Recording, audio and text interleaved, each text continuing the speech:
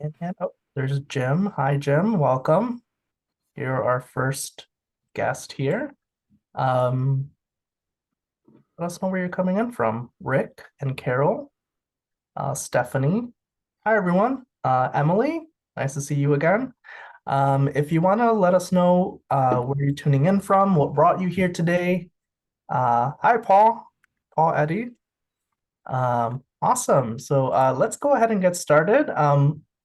Hello, I'm Omar Acevedo, and I'm the Literary Program Coordinator at the Mark Twain House and Museum in Hartford, Connecticut. Thank you for joining us for this virtual program for Killing Grace. Virtual programs like this are produced in part with support honoring the late Frank Lord. We are grateful to honor his memory with these programs.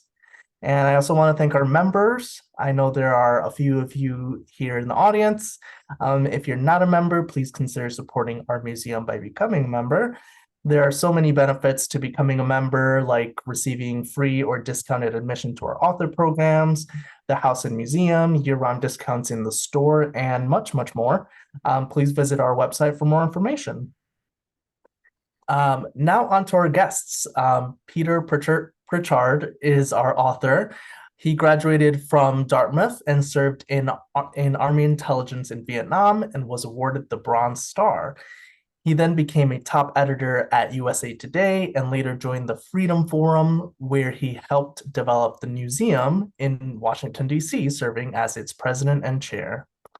Our moderator, Carl Marlantis, graduated from Yale University and was a Rhodes Scholar at Oxford University before serving as a Marine in Vietnam, where he was awarded the Navy Cross, the Bronze Star, 2 Navy Commendation Medals for Valor, 2 Purple Hearts, and 10 Air Medals.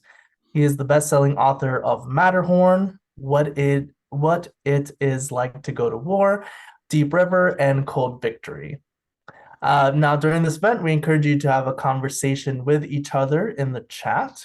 But if you have a specific question, please put that into the Q&A section. If you go to the bottom left of the screen, there are 2 word bubbles, and you can put that in there. So that is all from me for now. I'll be back in a little while to take questions. But for now, please sit back and enjoy this conversation. Over to you, Peter and Carl. Great, thank you. So I just am honored to be here and talking to Peter. So I thought I would kick it off, Peter. Like, if you could just tell us a little bit about your background and how you ended up in Vietnam from Dartmouth and what you did there, and because obviously the background from the novel is firsthand experience, at least for the country. I don't, and I'll ask you some questions later about how you know all about the CIA and the FBI. So, Well, I made most of that up, but I hope it's credible. Um, first, I want to point out that my Bronze Star is for service. It's not for valor. And when my father asked me, my father was in a lot of combat in World War II, and he said, "Peter, what did you get that Bronze Star for?" And I said, "Dad, I was a good typist. It was metal inflation." But my first real exposure to Vietnam as a serious issue came when I was a senior at Dartmouth. And I didn't know what I wanted to do. I thought I wanted to be a writer. And I saw 3 professors gather on the steps of Dartmouth Hall, right in the main quadrangle of the college, and read a letter they were sending to President Johnson, returning their medals from World War I and World War II because they were objecting to the Vietnam War, which they said was unjust and unnecessary.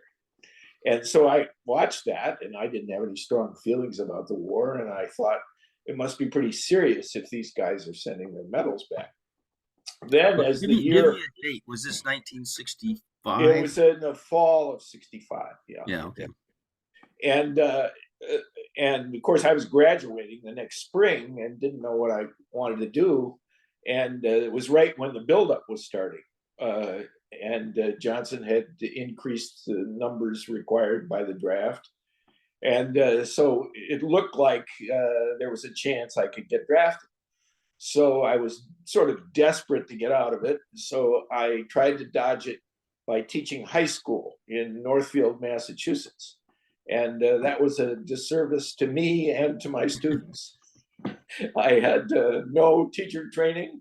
I could barely control this class of 17 and 18-year-olds. I was 21. And at the end of the year, I got fired for not correcting papers. And so, which was a blessing because it made me more serious about life. But then I decided, well, maybe I can get into the Peace Corps. So I applied to be an English teacher in Micronesia.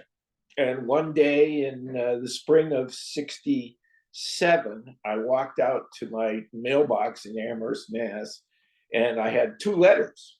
And the first letter was from the Peace Corps, welcoming me into their ranks and saying that I could teach English in the Micronesian islands. And visions of young women in grass skirts danced in my mind. And I thought that would be wonderful. And I looked at the other letter, and it was from someone named General Lewis B. Hershey, ordering me to be inducted in New Haven in about a month. So I called the Peace Corps and said, gee, I really want to go to Micronesia. Can you help me? And they said, we're very sorry, Mr. Pritchard, but in these cases, the Defense Department takes precedence. So I went to basic training at Fort Dix. I went to Fort Holabird for intelligence school, where they trained us in Soviet order of battle, absolutely unnecessary in the war that you and I were fighting. And in January '68, I was in Vietnam. That's interesting. I wonder if you had the same impression. You know, 1965, three professors writing letters. Everybody talks about the '60s, and 1965 to me and at Yale looked like 1955. I mean, the '60s happened in about 2 years. I think it, and I think the war kicked it off. But you know, the idea of people turning in their medals was just like, huh? I mean, that was unheard of. But by '67, it was like, yeah, well, who? Of course, that would be the way it would go. Was Dartmouth like that? Was it sort of just? Absolutely. It was like the Yeah, 1950s. And of yeah, course, we were further hampered because it was all men, which was mm, a big right, mistake. yeah, But back then in '64, '65, there was still general respect for authority. yeah, People thought if the government told you that it was necessary to do something, it was probably true. Uh, there was a lot of faith in institutions. There was not really any serious protest, even though the war had been going on for a couple of years. But yeah, as soon as it ramped up and the casualties started to be known, and by the time Walter Cronkite was doing his weekly Friday report with the pictures of all the men and women who had died, the whole scene changed. And then, of yeah, course, we had the assassinations of Martin Luther King and Robert Kennedy, the unrest at the 1968 Democratic Convention, the huge protests, and then you had some terrorism. I mean, there was a bombing of the Capitol. The Black Panthers were fairly radical in some of their beliefs, and the whole nation was sort of torn asunder by the war. yeah. I think that people say that we are divided today in our politics, but it's nothing like that. I mean, people were shooting at firemen who were trying to put out buildings that had been set afire in big cities, and I mean, it was really violent. My father, a World War II veteran, when he asked me, he said, should I start saving up ammunition? Is there going to be a civil war? And I didn't think so, but I do think that time period was critical in the way we see government today, which is much more cynically. I mean, I have this story. I was, late night, 2 o'clock in the morning in our college at Yale, and the Gulf of Tonkin resolution had been, out in the open, and I'm from this little logging town in Oregon. I'd already joined the Marines at 18. I was in the Marine Corps Reserve, and I was 1955, so I'm in the hall with these kids who are from sort of more sophisticated backgrounds, East Coast prep schools, that sort of thing, and they were saying that Johnson was lying. and I literally remember sputtering like, but an American president wouldn't lie to Americans. Right. They all broke out laughing. Right. I mean, they broke out laughing, and that was my sort of like, holy shit. And I tell that story to my kids, and they just look at me like, what planet are you from? Of course, presidents lie. That's all they do. Politicians lie. So, I see, we didn't think that way, but when after Vietnam, we went from naivete to, I think, cynicism. I don't think we've got a healthy balance yet. You're right. Well, Carl, a lot of those legacy admissions at Yale had CIA backgrounds. Oh yeah, no, it was a great recruiting place for the CIA. They came around and they talked to me, but I was already in the Marines, so I had to wait. But but I agree with you. I think the repercussions of the Vietnam War are somewhat unappreciated even today. No, It was the beginning of the cynicism and distrust in institutions. Yeah, I think that's right. I was just curious about, you had your background in the Army, but how did you do your research? Like, for example, you had to get into, I don't know what you call it, sort of the more militant student activists, and you had to get into the FBI and their reaction to them, and CIA in country, and that kind of interact. I'm just curious how you went about that. I mean, a lot of people here are probably authors, and that's always like, how do you do that? Well, I read some things, and I read a lot of books over the years. But I also lived in Washington for 25 years Yeah. as a journalist, and it's almost like osmosis. That sort of stuff sort of seeps into you because it's such a political city, and you meet a lot of people with backgrounds. For example, our neighbor in Vauxhall Village in Washington arrested Dr. Spock, and he at the demonstration in Washington, and took him to RFK Stadium to book him and everything else. And he often told stories about it. And so I'm putting that in the sequel to Killing Grace because I think it's pretty funny that they had to arrest the world's most famous baby doctor. Yeah, no, that's interesting. I mean, I was just curious if I mean, it's a murder mystery, and but it's also set in this time period and this place.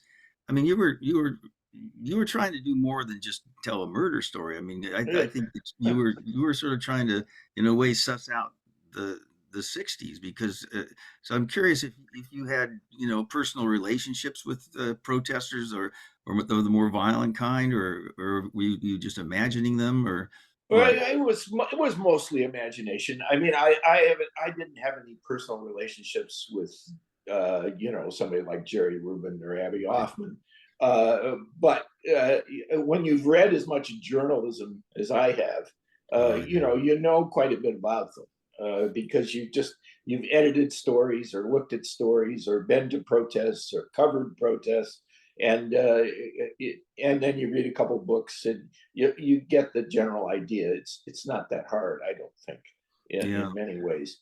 And like Graham Greene used to say that he tried to write an entertainment. He said The Quiet American, which I think is one of the great novels of Vietnam, was an entertainment. But at the same time, his characters said a lot about the policy. And William Lederer, when he wrote The Ugly American, was a journalist who wrote a good suspenseful story, but at the same time tried to say something about the policies that were beneath the actual story. And that's what I was trying to do. And I wasn't in very much combat. I mean, everybody in Vietnam was at risk, as you know. But I experienced nothing like you experienced. So I thought it would be interesting to set a mystery in that exotic culture with all those spies and all those conflicting loyalties and this big mess that we really didn't understand. And we probably should have realized that earlier than we did, to say the least. Yeah, I can't remember which question I want to ask first. Well, the first one that comes to my mind is journalism a good training ground for fiction writing? And how so? I think it depends. I mean, I think you have to understand. I mean, I don't think I'm any kind of great novelist, but you have to understand that writing a book is a work of imagination, and you can't rely too much on facts. But I love putting real people or real situations into the story somehow, because I think it adds an element of reality or an element of history. So I think it's kind of fun. I mean, I guess E.L. Doctorow started some of that, but Yeah. lots of people do it now.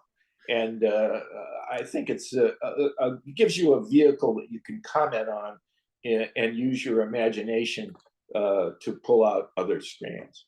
Well, for example, the conspiracy that our MPs stumble into in killing Grace was really inspired by Fast and Furious, where the Obama administration sent guns to the cartels in Mexico, hoping to trace them and somehow arrest more cartel members, but it resulted in deaths on both sides of the border.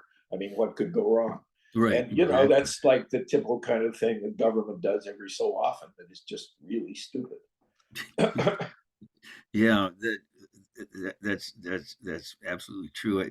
I also, you know, was quite what's the right word? I'm still kind of a little bit angry about our reception when we got home, and I couldn't go to a university campus without feeling, you know, creepy crawlies. I mean, it was like the enemy is here at, you know, Sheldon Hall, and I wondered if you have a similar feeling when you came back. I mean, who was the enemy then? Yeah. Well, you know, like you, I had some PTSD. I mean, I think it was mild compared to a lot of people, but I was like, I thought that if I got out of the army early, that would be a good thing. And in those days, if you had, I think, what was it, 150 days left or something like that, they let you out. So I'd only have to serve 19 months instead of the 2-year draftee term. But the problem was when I got out, I was just at complete loose ends. You know, what am I going to do now? And I would have been much better off just staying in the army and vegging out at some base for a while and tried to figure out what to do. But instead, I went home to my basement in Thief River Falls, Minnesota, living with my parents, found 2 Vietnam veterans, and drank beer every night in the American Legion. But interestingly, no one in the American Legion or in the VFW who had served in World War II ever even said hello to us, which was shocking to me. I mean, I could understand the general public saying, how stupid are you to have been in this dumb war, which that happened a lot. But I did not understand why veterans weren't willing to accept us more readily. That's a really interesting point, because, like I said, my father was a World War II veteran, and my uncles and virtually every adult in that little town I grew up in. And I didn't go back to that town when I got out. But do you have a theory? I mean, why would World War II veterans, you know, you'd think they'd be, I mean, I don't know what you call them, the civilians blamed us for the foreign policy, you know, and I think it was pure Jungian shadow casting. It's just like, oh, I'm not violent, I'm not corrupt, so they must be. But the World War II veterans, you'd have thought they had more sense, but I experienced somewhat the same thing. Although I was in that mood, it's like I didn't want to go to the American Legion. I don't want to hang out with all these guys, you know, telling war stories, but now I wish I was. Right. Well, you know, I have a lot of friends that are there, and you know, but at the time, but I mean, do you have a theory? Why would the World War II veterans think badly? I don't know. You know, it's pure speculation, but World War II obviously was a war that everybody was for. I mean, fascism had to be stopped. Hitler and the Japanese emperors had to be stopped. And so there wasn't any dissension. I mean, there were some conscientious objectors, but not a great deal. And so that was a clear cause. It made sense. We fought, we won. We were the good guys. In Vietnam, who were the good guys? I mean, very hard to tell. Everybody was caught in this mess and killing each other, and for whatever reason. And I think the reasons were very murky for almost all the participants, except possibly the leadership of North Vietnam. Yeah. They knew what they wanted. So Yeah. I think it was because it was such a complicated, unpopular, messy, unnecessary war, and we didn't declare war, which was Right. another problem. Yeah. But again, it was fascinating that it was somehow some 19-year-old kid's fault that it was that way. But Right. Why and blame I'm us? Right. yeah, and now I mean I love America because it never does anything down the middle. I mean now, if you ran the bowling alley at Kandahar Air Base, people are standing up in the airports and clapping for you because you're a hero. And it's just those guys are parents. I've talked to some of them. I said, yeah, I typed, and Right. I don't feel like a hero, but so now everybody's a hero. And I think that Yeah. sometimes will America ever just finally come to rest in the center, like sensible people in a sensible country? Would be really nice. It would be nice. It would be nice if we lived that long. I was also curious. I think, tell me if I'm wrong, but other than the Wall Street Journal, USA Today was the first national newspaper. Was Yes, it it not? was. It Yeah. was I mean, could you tell us? the first national general interest newspaper. Yeah. Could you tell us And a little bit about what market you guys saw and what had changed? I mean, was it just information technology? That people and that trend, unfortunately, now is sort of like the local papers are dying, and I'm not blaming USA Today for that. I'm blaming the internet for that. But still, it started a trend. I mean, local newspapers were a big deal. They sent their own correspondents. I mean, the New York Times would send somebody, but so would the LA Times and so would the Chicago Tribune. They had their own correspondents as war correspondents in Vietnam. And I don't think that local papers do that anymore. But I'm just no, curious, they did you have no see an reporters. opportunity? They don't Did do you? anything. I mean, Yeah. there's nobody left. There's no staff. Yeah. So, and it's partly technology because the news and the eyeballs went to the tech companies, and then the tech companies took all the advertising, and so now it's like a death spiral. The newspapers don't have enough business to be able to hire good staffs, and so they can't cover their communities, and there's no solution in sight, How, and it's a very bad thing for democracy because we have an electorate that's not as well as informed as it could be if we had those strong newspapers across the country again. And it's a worldwide problem. yeah, so it's not just America. Yeah, I mean, because I was thinking that, again, when you and I were kids, there were like what, 4 networks, and you could tune in on the news. My understanding is that the FCC made the networks do the news, and it was a loss.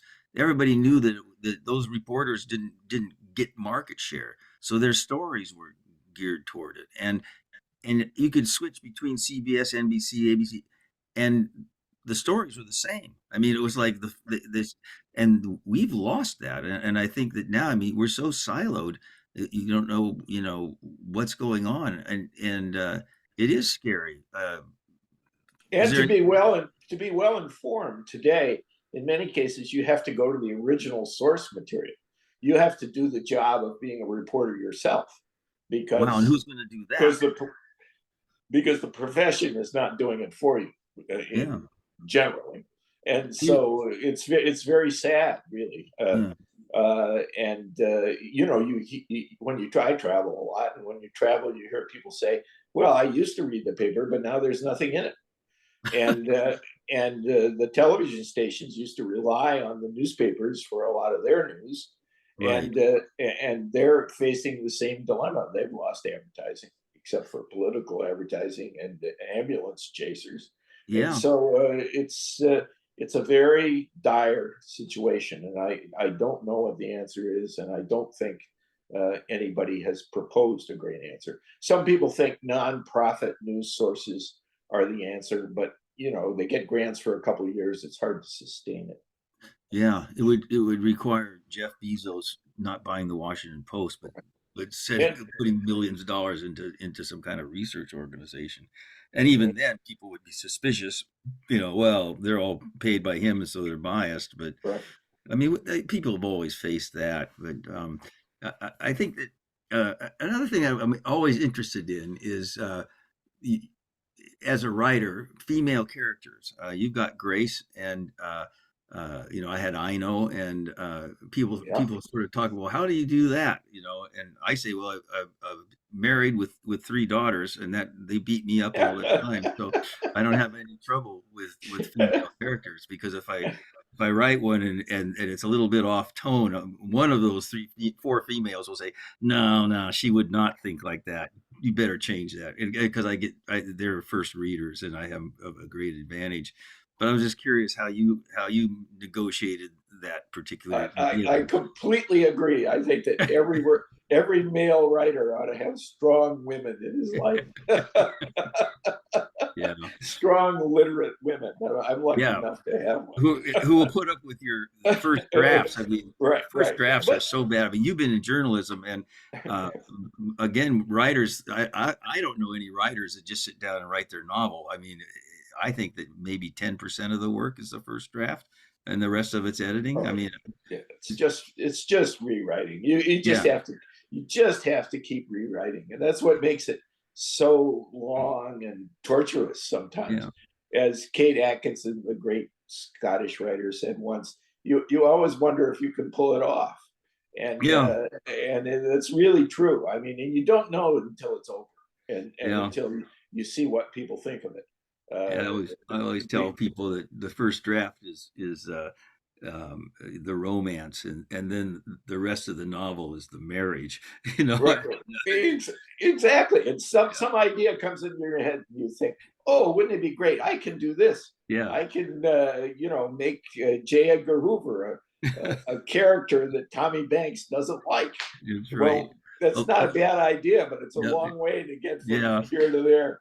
Along those lines, I have a friend, a female writer, who once said to me, she said, "Yeah," she said, "creating a novel is sort of like having a baby." She said, "It starts off with a lot of fun, but in the end, you just want to get the damn thing out." That's the truth. Yeah, yeah. So, but it's fun. It's fun creating characters. It's fun being able to make characters do whatever you want them to do. You mentioned our three news sources in Killing Grace. One of the pivotal moments near the end of the book is that famous commentary that Walter Cronkite made on the CBS Evening News after he had visited Vietnam after the Tet Offensive. yeah, And he got on the television, which was, I mean, every night, probably 30, 40 million people watched him. yes. A huge audience. I mean, bigger than anything that we have Is he today. bigger than Tucker Carlson? Right, right. And he said, the only right course is an honorable exit. We did our best, but we can't solve this problem.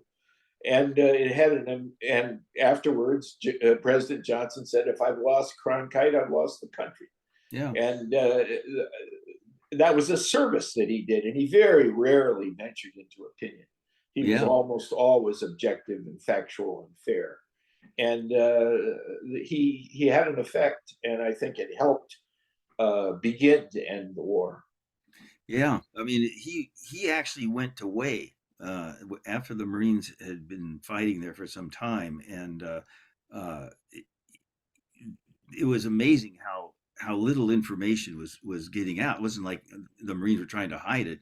I actually have a good friend who was in the first company to go into that, and he said that Walter Cronkite coming out with that sort of also got the generals in Saigon to sort of think, oh, maybe something really is happening up there, because I mean, this is amazing to me, but he radioed in. They sent him in because they said it looks like there's some NVA infiltrated into the city, and he radioed back and said, "Oh God, no! It's not just some." He says, "There's got to be 8 or 10,000 in this city," and the answer was, "That's impossible." The CIA and what is it, the people in Saigon, like MacV, say Yeah, that's impossible. It can't be. right, You must be a coward. I mean, right. it just pissed. I mean, it was so amazing, but that the information even inside the country was that sort of lacking. But what do Well, you it reminds me of the part in Matterhorn, your book, where the brass is flying around in helicopters or trying to supervise the war from the rear echelon, yeah, and they have no idea what's happening to Bravo Company, yeah, and they yeah. just send them up another hill, which will restore their pride. I think Right. is your Yeah. line. No, Yeah, right. that actually happened. And the thing is that that is a result of technology, because in World War II, the general couldn't get that close. There were no choppers, and the only way you could really communicate with the front line was to have a telephone, and then the telephone, had to be laid on a wire, and then you'd reach some lieutenant colonel up there. You wouldn't be able to fly around and say, I want the first squad to move to the left, and that's what Right. started happening, and that was because of technology changes, and that's one of those unintended consequences. That's the truth.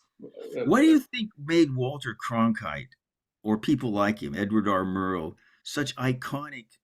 I don't know what they were like, almost like father figures. I mean, Well, there's no journalist today that they has were that. good reporters. They were trained as reporters and editors, often on newspapers in the beginning. And Mm, so they were steeped in the basics of journalism. They weren't glamorous news presenters, as the English called them. You know what I mean? um, They weren't people who looked like models and were hired for that reason. And so they had a strong grounding in the craft of journalism and were experienced at trying to ferret out at least some of the truth. You can never know all of the truth, but if you get some parts of it, you've made progress. And they were very experienced, and they gave their whole emphasis to their craft, not their brands or their fame or their ratings. They mhm. really wanted to report on the great issues of the day, and they were serious about it. And now there are serious reporters today. Don't get me wrong, Yeah. but a lot of it is like show business now.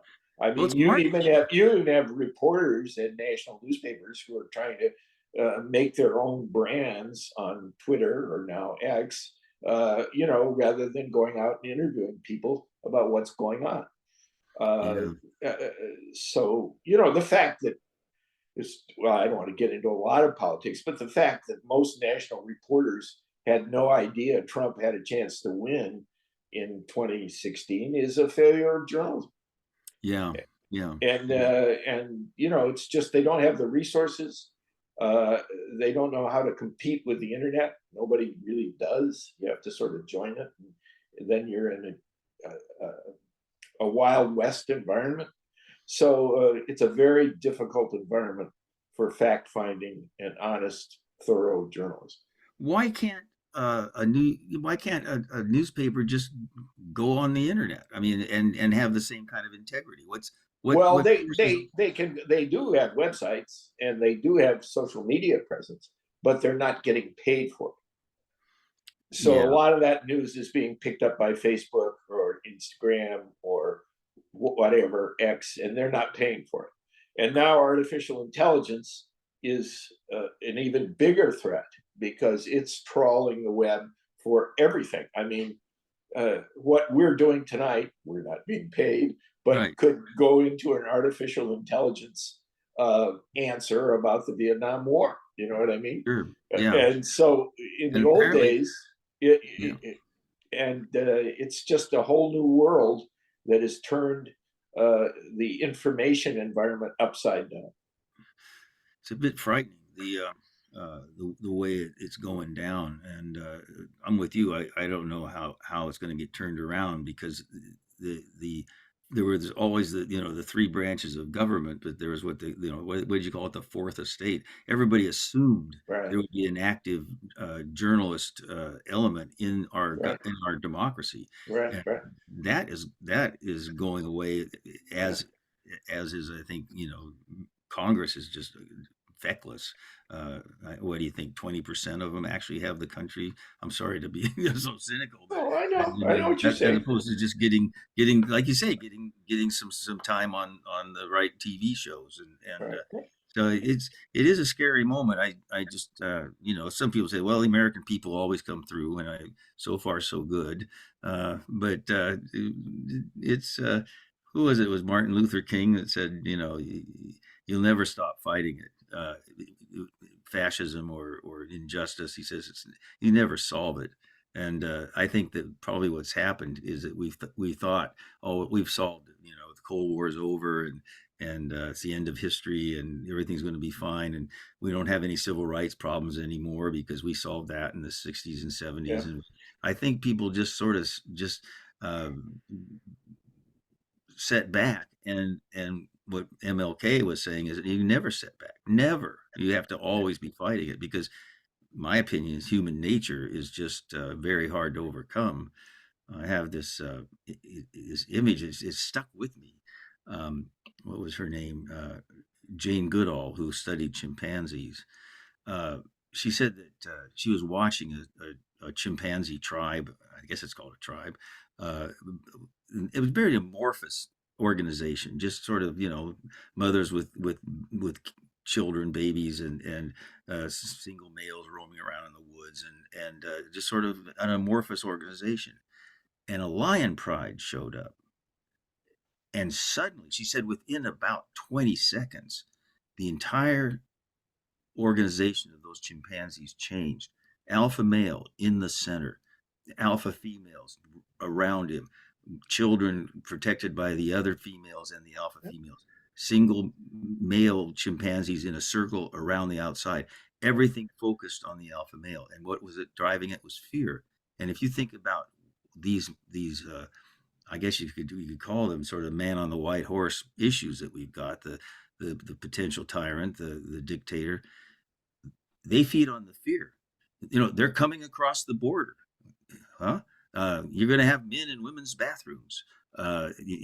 Christianity's crumbling, and so what my thought is that, well, it's genetic, and it's so hard to fight genetics. You have to get really conscious to just not just let your body and your instincts, which served us well for thousands of years. I mean, we never got eaten by the lions because we probably organized that way. So I'm just going like, I don't know how journalism or politicians are going to, I often feel like, writers, giving back to the craft, we're like people we got the Queen Mary, right, which is Battleship Missouri. And that's the consciousness of the country. There's, tons and tons of momentum. And here's a writer with a 2 horsepower Evinrude on the bow trying to change the course of that ship. And, you and I are going, wee, and it can feel so frustrating. But on the other hand, any scientist will tell you that if you've got a force vector, no matter how small, eventually that bow is going to turn. So I have to take, some pride. I mean, you explored a part of our history, and I've done that, and I'm hopeful, and I think the people who read you will come away a little bit sort of more informed about it, a little more consciousness, and I think that's good. Are you thinking of writing something else? Yeah, I'm writing a sequel. One of my You are? characters, yeah, one of my characters in the book, Tommy Banks, who was Grace's boyfriend, Right. and was in love with Grace, and that's why he helped organize that arms shipment. Right. Yeah. He's at loose ends. At the end of the book, he's AWOL. He went home on escort duty, Right. And to escort a body back to Maryland. yeah. And afterwards, he decided to, well, I don't want to give away too much, but he decided to try for a little revenge against his enemies, who he Okay. thought sent Grace to her death in Saigon. And so at the end of the book, he's still at large, and Yeah. his rage has not subsided. So he is going to go on a new quest. And the two investigators who uncovered his role, Ben and Elijah, end up going after him. and they go back to Vietnam, and Yeah. that's where I am now. And so I You know, hope I can get it done if I live long enough and have the energy. But a lot of people have told me they would like a sequel, so I'm giving it a shot. you know, you're in a precarious position as an author, and I've been there too. I mean, you've got I guess it's your protagonist who's kind of I don't know what the right word, a rascal. You know, I mean, Yeah, he's not a really upright, outstanding citizen, no, and the tendency of a reader would be to not like him. You know, so how do you try to write an honest portrayal of a rascal that really does some bad stuff? I mean, and he's self-serving and all that, and yet the reader wants to keep turning the page. I'm reminded of Scarlett O'Hara. You know, I mean, she was just a spoiled little brat, right? One of the greatest heroines in all of literature. You know, so I don't envy you because you've chosen a I don't know what you call it, a protagonist that's going to test you a little bit. well, don't you think? But don't you think that's it? People are complicated. Yes, absolutely. I think that's There's a right. lot of elements to every personality. Yeah. I still think Tommy has some good qualities. There Well, may he be does have some there good may be qualities. some Absolutely. Yeah. redemption. Yeah. You know, yeah. That's good. Now I Well, have a question about before we go to questions, which I think is okay. going to be soon. I have a question for you. How long did it take you to write Matterhorn, and what was that like? Yes. It's an interesting story. Again, writers should tune in on this. When I was at Oxford and I said, well, I'm going to write a book that exposes the Vietnam War. You know, I mean, by that time I was 24, and so I sat down one summer and I wailed on a typewriter, an electric typewriter, um, and put out I think 1,700 pages of, but it was A4. It wasn't 8.5 by 11. It was slightly small. But anyway, it was a massive amount of stuff. And I went off with my girlfriend to Ireland. And we hung around Ireland, and I came back and picked up the Great American Novel, and it was just horrible. I mean, 6 pages of complaints about wet socks. I mean, it was just like that kind of stuff. And so I thought, well, maybe writing novels isn't as easy as I thought it was. And so I got the books. I started reading about character development and plots, and some people are surprised by this. I don't know why, but I took like Danielle Steele, great romance writer, Yeah, and right. Louis L'Amour, who is a great Western, and I outlined their novels. I outlined them to Oh, you see, outlined them. yeah, Amazing. why do people keep turning their pages? And they, Yeah, I mean, shit. I mean, what's her name? Danielle Steele. I think she's worth $1 billion. I mean, exactly. people can sort of go, oh, it's just a formula, and I'm going like, yeah. So Yeah. is a sonnet. Look what Got Shakespeare did the with that formula. got that big house in Pacific Heights. That's right, exactly. Yeah. So then I had to go back and start rewriting, and I actually the first not part draft was in first person, and I realized I wanted to get into the heads of the generals, into the heads of the commanders, and I couldn't keep it in first person, so I changed it all to third person. That expanded it a bit, and I just kept working on it, and I kept, when I got what I thought was a pretty good draft, I started trying to send it out, and no one would touch it. I mean, no one would even read it. It was just, by this time it's 1980, and I'd get stuff back like, well, Hollywood's already, flooded the market, Full Metal Jacket and Apocalypse Now, so there's no market. One guy wrote back and said, well, we lost that war, and Americans don't like to read about lost wars. There's no money possible in this. And literally about 35 years is what it took before I finally got it published. And I would sometimes, go down to bookstores at 10 o'clock at night, and all night bookstores, and look at titles and random pull them out and say, God damn, I'm as good as these people. Why does nobody want to? So it was a long time. Yeah. And it finally got published because a little tiny house in California called Leon Literary Arts said they'd publish it, and but my pay, they had all the rights. My pay would be 120 free copies. And by that time I thought, well, my grandchildren at least can see it in the book form.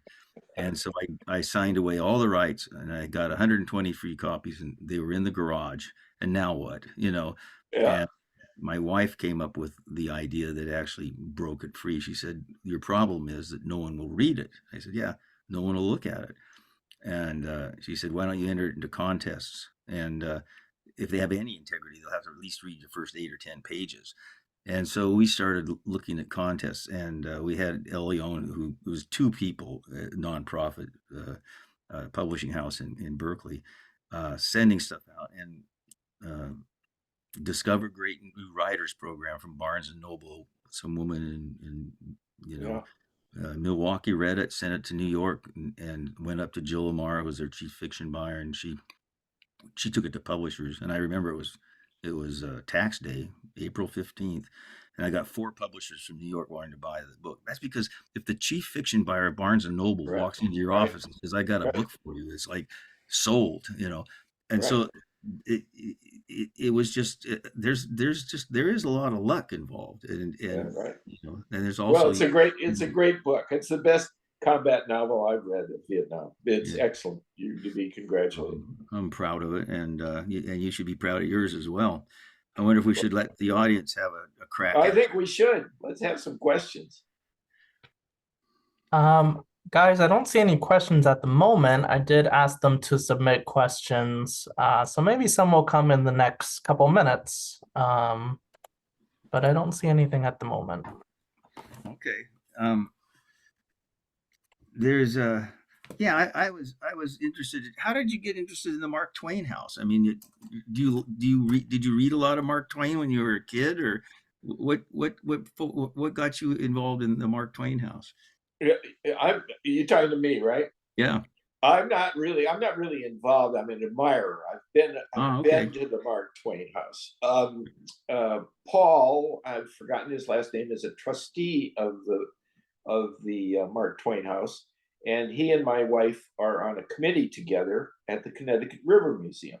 And Oh, I see. Yeah. so that's how they knew each other. And Paul was nice enough to suggest this idea to Omar, and he ran with it, which is great because, as you know, you want to get noticed when you've written a book. And as you just explained, the journey from your garage to Barnes and Noble is Yeah, it's a hard thing to get noticed. it is. Uh, Yeah. People who have read my book like it. I mean, I've got 50 or 65-star reviews on Amazon. It was a bestseller the first day. Yeah. But you have to, it's practically a full-time job to promote a book. Oh, And yeah. if you're not an established novelist with a following, it's very, very difficult to break through. I Yeah. wrote a hardcover book that sold 28,000 copies, A History of USA Today, in the 1980s. Oh, And I was the top editor of USA Today for almost for 6.5 years. But I couldn't get, I probably wrote 40 agents. I couldn't get a single agent to even acknowledge what I was doing. yeah. So, so eventually I went to a hybrid independent publisher Mm-hmm. and got a good editor Yeah. who was very helpful. But breaking into book publishing is extremely difficult. Yeah. No matter who you are. I have a great Mario Puzo story after he had, made a huge success with The Godfather, but that was like his fourth book, and he Right. had written other, highly literary, great books. And some reporter was talking to me, and he said, "I understand it's you can't make any money writing literary fiction." And Puzo says, "Yeah," he says, "absolutely true." He says, "You can't make a living writing literary fiction in America, but you can make a killing." That is so true. That's the way. There was a survey a couple of years ago of authors, and of all the authors in the United States, and there are tens of thousands. There are only about 2 or 3% who make a living from That's right. it, Yeah. and the majority of people who write and write frequently make less than $35,000 a year from their work. So Yeah. it's thank goodness I had a different career. Well, like they say, don't quit your day job. Uh, Yeah, and yeah, I often get young writers asking me, "Oh man, should I quit my job?" And I said, you would do better if you went down to Las Vegas and put everything on red Yeah. than if you think you're going to make a living writing fiction or even nonfiction, because there's so much noise out there. How do you get your head above it? And yet there, I mean, I have a friend who's a screenwriter, a successful screenwriter. He makes a living at it, and he said to me, he says, Carl, he says, writing good, solid fiction is probably one of the hardest things anybody can do. That's why there's so much crap on the shelves. Oh, right, right. I agree. But what frustrates writers is that why does the crap get put on the shelf and not my great work of literature? And I think it's simply because the people who are making those decisions are in business, and they like good literature. They hope that everything they do is good literature, but what they're trying to do is guess who's going to buy this thing, and they know that the market is the market, and it's not necessarily dependent upon great writing. I mean, 50 Shades of Grey, I don't know how much money that woman made, 70 or 80 million dollars, Oh, and yes. the publishers made 10 times that. It's horrible writing. I did Yeah. quite. I read. My daughter came home with it, and I read all the sex parts, so I know it pretty well. But uh, but yeah, so somebody's is they're not trying to put literature out there. They're actually trying to make a living, and I think that that's where there's a sort of a constant tension between writers and publishers, and I don't think it'll ever go away. I mean, it's just the way it is. Uh, yeah, that's a very interesting dilemma. So we have a question from Rick here. He wants to know a little bit more about Killing Grace. If you could provide an overview of the plot, Sure. maybe talk about the character. Sure. Killing Grace, a Vietnam War mystery. It is a story of two MPs in Saigon in 1967 and 1968. And the body of a young woman, who is Grace Waverly, is found in the Saigon River. And the Saigon National Police, the Vietnamese National Police, don't want to have anything to do with it. So they give the case to the two MPs. And it looks like it was a drowning, but they dutifully take the body to the Armed Forces Forensic Lab for an autopsy, and they discover that Grace did not drown, that there was foul play, and the two MPs start pulling at the strings of the plot and discover that Grace, who described herself as a patriot for peace, was a war protester from the United States who came to Vietnam to help organize the Buddhist anti-war protests. That's what she said. But in fact, she was there to help gather arms for shipment back to the United States that her compatriots in a far left radical organization wanted to use to kill people in the US government. And she enlists her boyfriend, Tommy Banks, in this enterprise.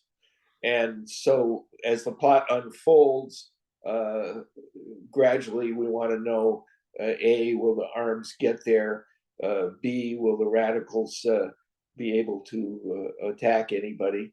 And then it turns out that there are some twists, and the plot involves people in the FBI and the CIA.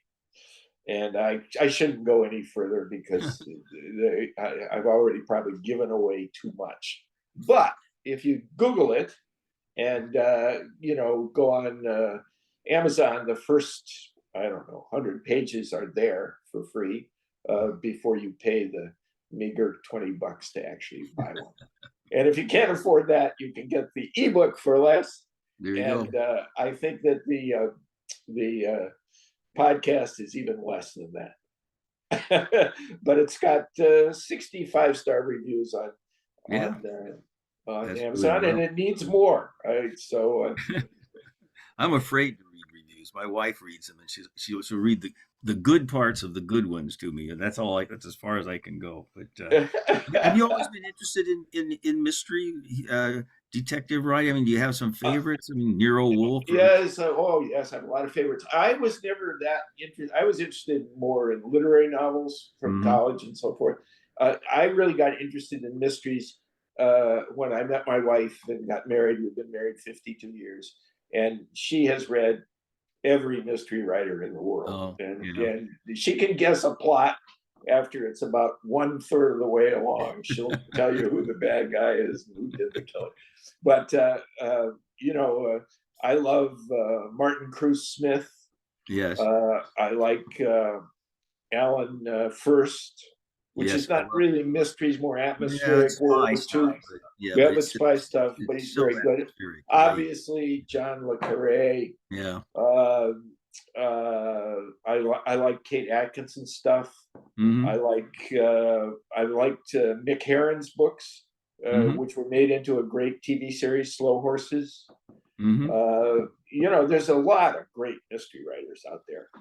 Well, Martin Cruz Smith on Russia, those are great books that he wrote in the 1980s and 90s, and a lot of it is very prescient about the way Russia has turned out.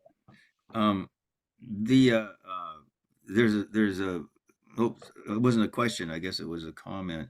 What was interesting to me, I was in France and I was talking to a guy he's a professor of literature at the University of Marseille.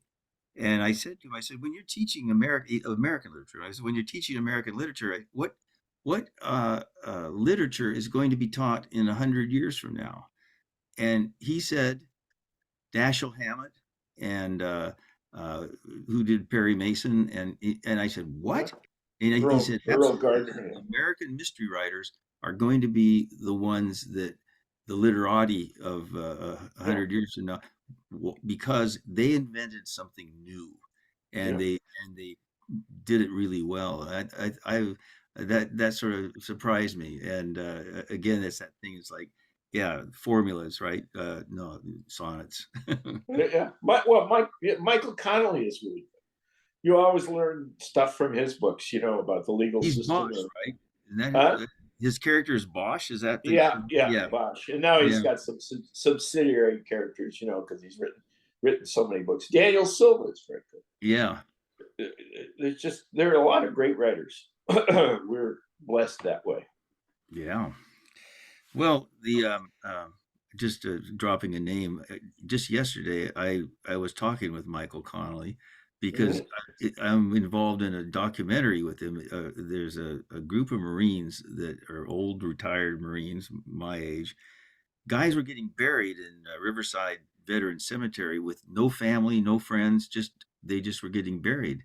And this group of Marines thought, well, that's not right. And so they started doing full military honors to bury these basically abandoned people. And Connolly is involved in a documentary about them. And they had me come down and watch one of them, and then they did an interview. So he's expanding out. It's really quite interesting. Yeah, it's great. I'll tell one story about that. One of my good friends, Shelby Coffey, was editor of the Los Angeles Times back when it was a huge newspaper with 1,000 journalism staff that was working for him. And Michael came to Shelby one day and said, I'm going to quit. I'm going to write police procedural novels. And Shelby said, you can't do that. You'll never make a living. You're going to ruin your life. No, don't do it. You'll ruin everything you've ever dreamed of. And of course, he quit and became world famous. We can all wish, But an editor will do anything to save his reporters. Well, the trouble is if we didn't know Connolly's outcome, I would have said the editor's right. I mean, it's a huge gamble. You wouldn't be in your right mind to do it. I mean, I never quit my day job until I finally started selling books. That's exactly right. Yeah. Well, thank you so much, guys. I did receive a message here from Carol who said, I may not have any questions, but I'm so glad I came tonight to hear you both, not only entertaining, but informative. Well, thank you. Yeah, It's nice. and yeah, we thank you so much for joining us. We really appreciate it. Thank you so much, Peter and Carl. Well, Yeah. thank you for organizing it, Omar. Thank you, Carl, for being such a great. My pleasure. Thank you very much. All right. Have a Well, good we night, So will- long. everyone. All right.